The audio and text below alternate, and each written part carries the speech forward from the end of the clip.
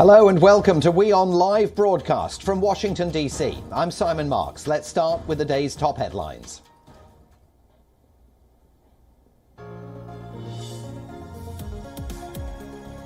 Moscow says Russia's next step after receiving the responses of the United States and NATO to its security demands will be determined by President Vladimir Putin.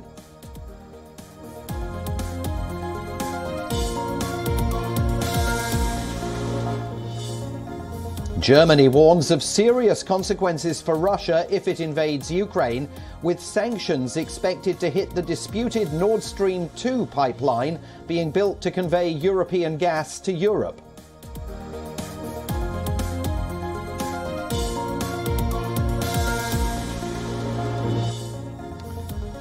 Ukraine welcomes Russia's plans to continue talks in early February as good news and a sign that Moscow is still willing to find a diplomatic solution to the crisis.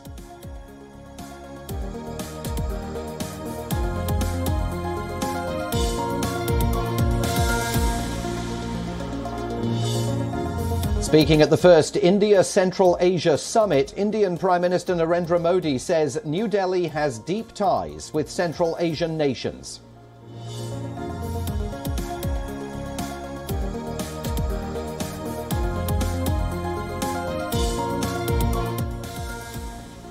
Tonga is hit by a magnitude 6.2 earthquake just 2 weeks after a huge volcanic eruption and tsunami devastated the islands. Today's quake did not trigger a tsunami, and there are no immediate reports of damage.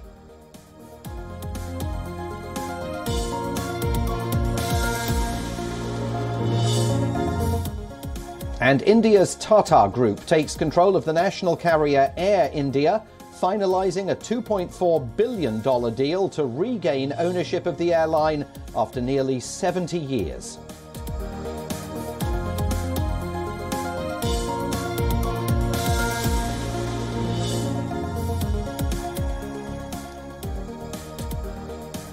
In the latest bid to defuse tensions, senior Russian and Ukrainian officials met in Paris, along with French and German counterparts, for more than 8 hours yesterday.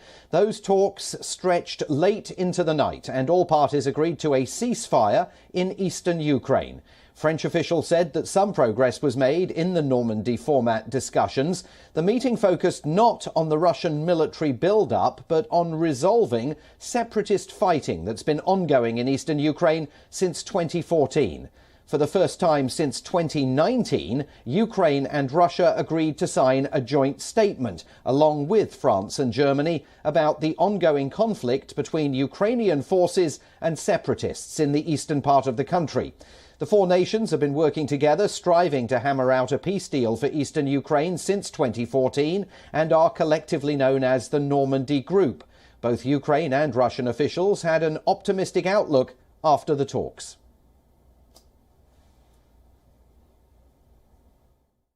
Сторони абсолютно відкрито задекларували, що існує багато розбіжностей між Україною і Російською Федерацією щодо і виконання мінських домовленостей, і трактування мінських домовленостей, але при цьому є бажання працювати над цими розбіжностями. У нас состоялся непростой разговор, но, может быть, первый такой разговор довольно откровенный для того, чтобы провести инвентаризацию всех проблем, которые связаны с реализацией Минских соглашений.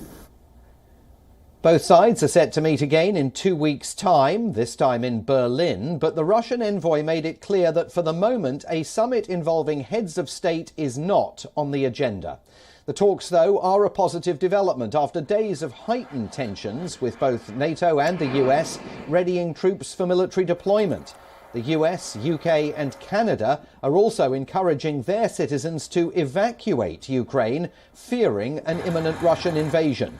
But Ukraine's government itself has played down the dangers, hoping to prevent panic among its own citizens. Ukraine said that while Russian troops do pose a threat to the country, the numbers deployed are insufficient for a full-scale offensive. The number of Russian troops amassed along the border of Ukraine and in the occupied territories of Ukraine is large. It poses a threat to Ukraine, a direct threat to Ukraine. However, at the moment, as we speak, this number is insufficient for the full-scale offensive against Ukraine along. WION's correspondent Ross Cullen has sent us more details from Paris about a very long day of talks. The statement, the joint readout that was released by the four parties, Ukraine, Russia, France and Germany, didn't even amount to 8.5 sentences. It was very short. They agreed to meet again, the ministers. The advisors said they would meet in Berlin in 2 weeks' time. So they have said they needed a pause, they needed a reset for a couple of weeks, and then all four advisors are going to be meeting again in the German capital to perhaps, as you mentioned, try to lay the groundwork for a possible summit of the presidents, the three presidents and the German Chancellor as well. That is something that that Germany is particularly keen on. Heads of state getting together to try to thrash out this security crisis at the top level. But for the moment, we've had this advisors meeting in Paris, a very long meeting. What they did agree to is a reaffirmation, just confirming previously agreed points related to the ceasefire in eastern Ukraine, the implementation of the Minsk agreements. Now, this is a set of proposals designed to stop the war in eastern Ukraine with Russian-speaking separatists. The United States has rejected Russia's demand to bar Ukraine from ever joining NATO and has instead offered what it calls a new diplomatic path out of the crisis. Today, Ambassador Sullivan delivered our written response in Moscow. Secretary of State Antony Blinken on Wednesday said the U.S. delivered written replies to sweeping Russian security demands, seeking to avoid a conflict at the Ukrainian border that some experts have said could be the biggest since World War II. All told, it sets out a serious diplomatic path forward, should Russia choose it. Blinken said that while the document offers areas where the two countries may find common ground, the U.S. would not concede to Russia's request that Ukraine be blocked from joining the NATO alliance. NATO's door is open, remains open, and that is our commitment. Whether Russian President Vladimir Putin is prepared to accept the U.S.'s proposals will determine the next phase of the crisis, in which Moscow has massed around 100,000 troops near the border with Ukraine while denying it plans to invade. Russia staged new military drills on land and on the Black Sea and moved more paratroopers and fighter jets to Belarus, north of Ukraine, for what it describes as joint exercises there next month. Ukraine said Russia was trying to sow panic. Ukraine's foreign minister said Moscow had not yet massed sufficient forces for a large-scale offensive, but that did not mean it could not do so later. Earlier on Wednesday, responding to comments by U.S. President Joe Biden that he would consider imposing sanctions personally on Putin, Russia said such a move would not hurt the Kremlin leader, but would be potentially destructive. When asked, Blinken confirmed that personal sanctions on Putin, though a rare step, were an option. When it comes to sanctions, I think, as you heard the president say, everything is on the table. Blinken said he expects to speak with Russian Foreign Minister Sergei Lavrov about the document in the coming days to discuss next steps. Right now, the document is with them, and the ball is in their court. Whether they choose the path of diplomacy and dialogue, whether they decide to renew aggression against Ukraine, we're prepared either way. Thank you. Meanwhile, the situation along Ukraine's borders remains tense. Russia is dispatching more of its troops and ammunition towards Ukraine, and the soldiers guarding the borders of Ukraine are feeling the intensifying anxiety. Army soldiers at the front line in eastern Ukraine are holding their ground. Civilian employees of essential services are taking part in military training. The exercises were led by former Ukrainian paratroopers and veterans in partnership with the city government of the western city of Lviv. Authorities have lined up training sessions at a private training ground outside Lviv once a week.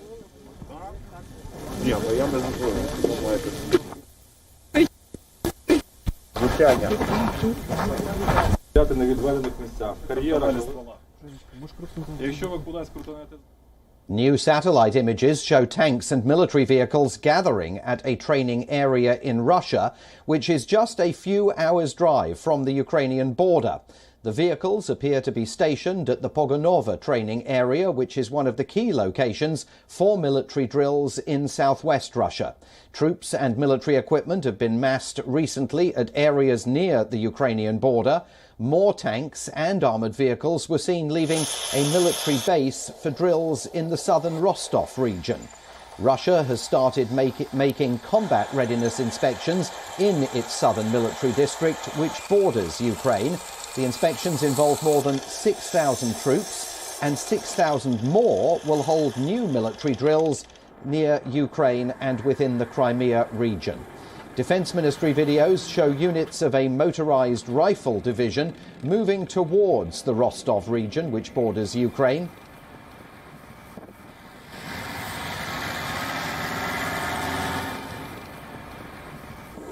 Another Russian military video shows fighter jets being relocated to Belarusian airfields. Russia has sent 2 battalions of S-400 surface-to-air missile systems to Belarus.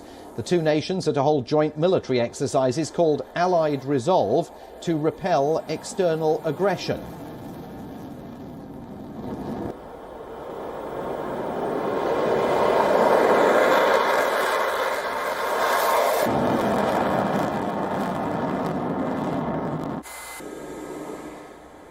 Russia's Su-35 fighter jets were seen landing and taxiing on Belarusian tarmac today. The latest video shows the Belarusian military offering Russian pilots the traditional welcome of bread and salt.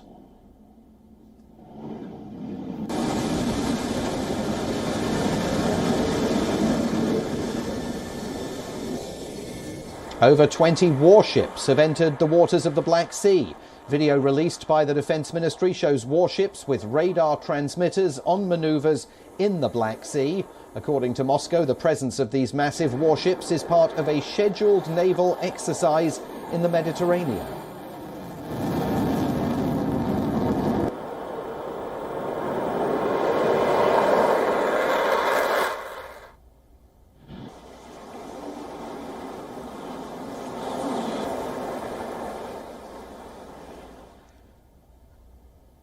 Now, the West, of course, wants to show a united front against Russia, but a controversial pipeline is now driving a wedge, particularly between the US and Germany.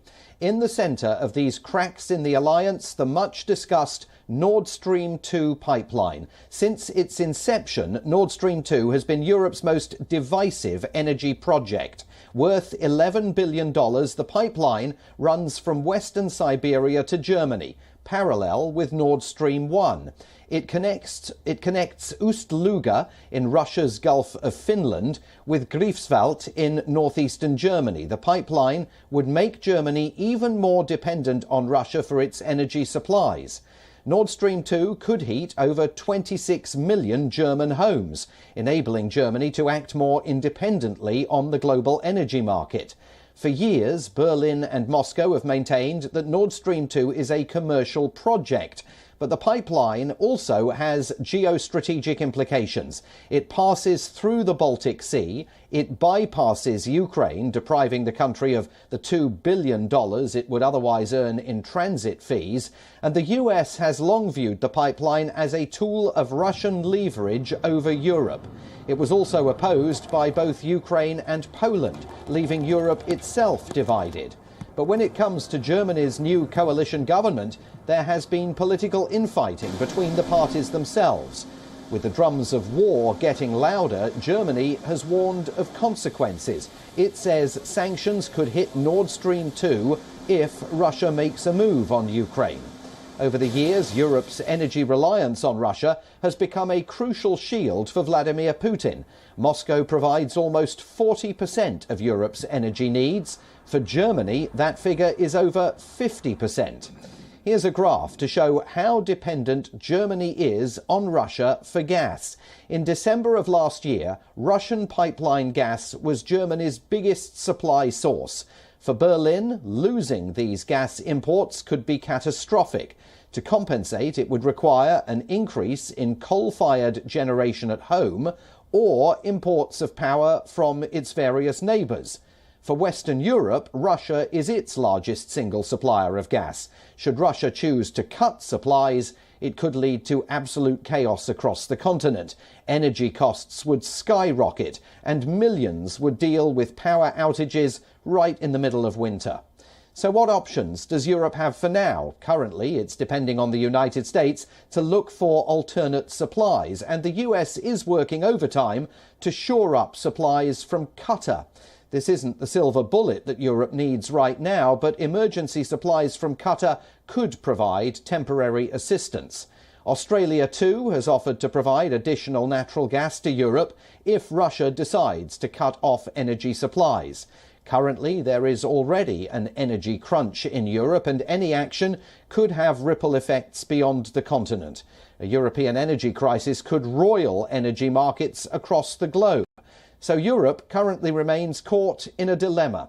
It's mulling sanctions on Russia while trying to avert power outages back at home. With more now, back to our correspondent Ross Cullen in Paris. French and German advisers are leading the talks for the Western point of view from the European Union. Emmanuel Macron has been very clear that he wants to play a leading role in diplomacy this week. He has a call scheduled with Vladimir Putin, the Russian president, tomorrow, Friday. And of course, he was hosting the talks yesterday in his presidential office and residence, even though the talks were at advisor level. But you're right that when it comes to France and Germany, they would have wanted yesterday to present a united approach, because that is something that we have heard many times before from NATO, from the United States, from the European Union, that all Western allies are aligned, they are all coordinated, they are all working together to try to deal with this threat from Russia, despite the fact that there are divisions within the alliance, particularly, as you mentioned, Germany's reliance on gas supplies coming from Russia and the fears among some allies that there could be a weaponizing strategy by Russia if it chooses to disrupt some of those gas supplies coming to Europe. And that is why we have seen the US already start to make contingency plans to perhaps increase its flows of gas. Germany has refused to provide weapons to Ukraine, but it has instead offered to send 5,000 helmets. The move has been slammed as an absolute joke by the mayor of the Ukrainian capital, Kiev. According to the German Defence Minister, Christine Lambrecht, Berlin will deliver 5,000 military helmets following a request from Ukraine's embassy. Lambrecht also said the planned delivery would send a very clear signal that Germany stands by Ukraine. Germany, though, has declined to join allies such as the US and UK in providing lethal weapons to the country.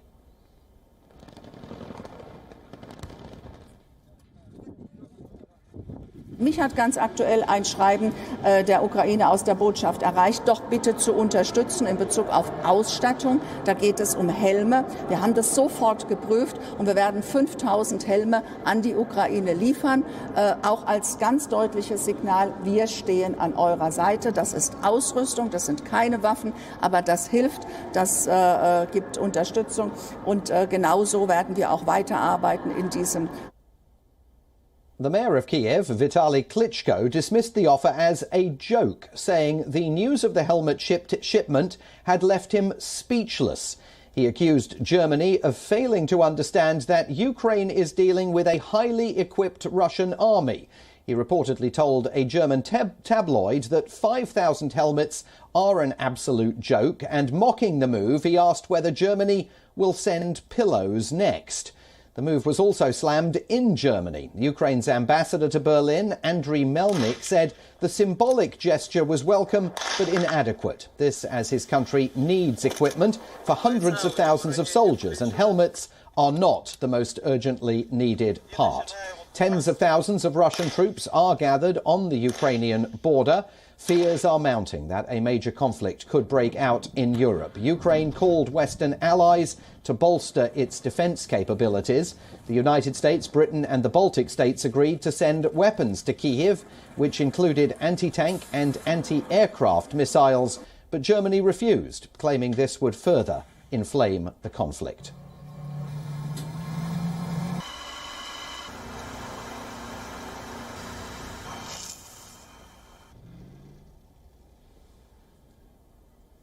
Moving on to the United States now, and there is a bit of breaking news here this morning. The US economy grew 6.9% in the last quarter of 2021 and 5.7% for the whole of the year in what analysts are calling a sharp rebound from the pandemic recession of 2020. So that may buoy the markets in the hours ahead. Politically here, one of the liberal justices on the US Supreme Court is retiring, paving the way for President Joe Biden to name his pick for the Supreme Court bench.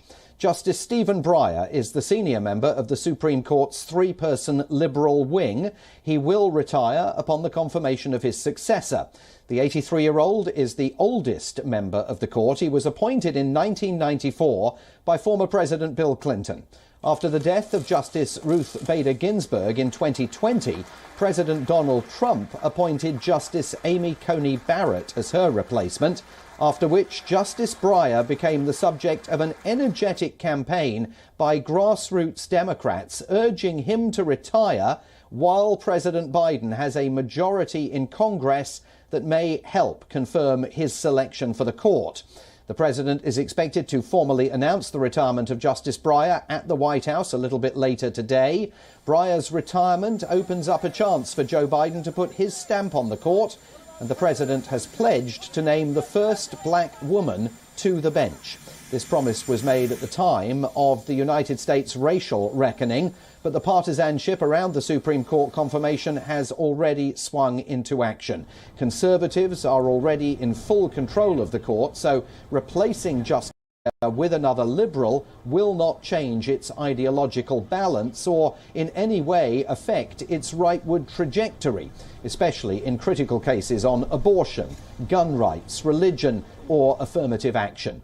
The last justice nominated by a Democrat president was Elena Kagan by President Barack Obama nearly a dozen years ago. Democrat leaders on Capitol Hill say they will move quickly to begin the confirmation process once President Biden names his choice.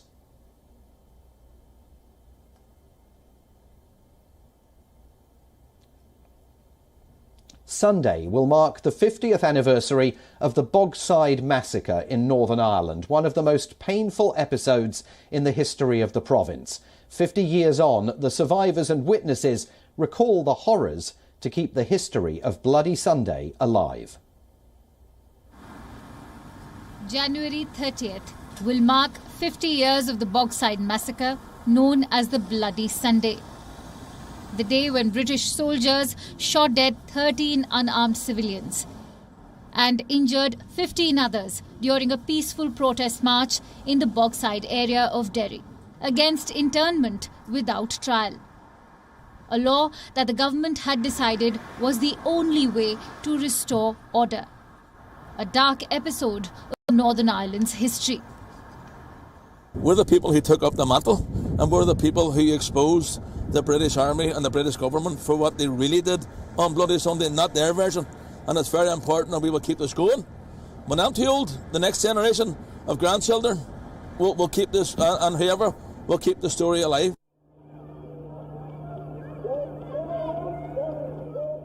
Thousands gathered in Derry on January 30th in a protest organised by the Northern Ireland Civil Rights Association. The Stormont government had put a ban on such gatherings. Troops were deployed. Army barricades put up to block the protesters. And that is when things spiralled.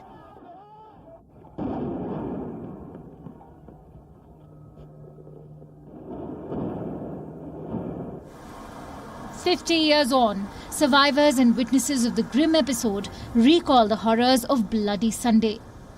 In an effort to educate and spread awareness for the survivors, the scenes of Bloody Sunday are etched in their memories forever. There are families that have carried these stories for generations." Mr. McGuigan with his hands up and with his back towards where you are here, say 20, 30 metres, and Soldier F, as he was called, that name, he killed him. With his hands up, a white handkerchief, and he shot him in the head from that distance, and you could easily see He was unarmed, he was no threat. Years later, these people are demanding justice and an acknowledgement of what happened 50 years ago. They are determined to bring the truth to light, determined to keep the stories alive of those who lost their lives.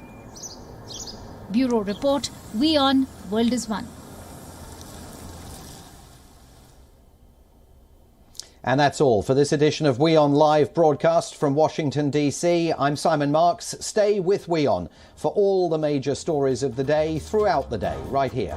World is One.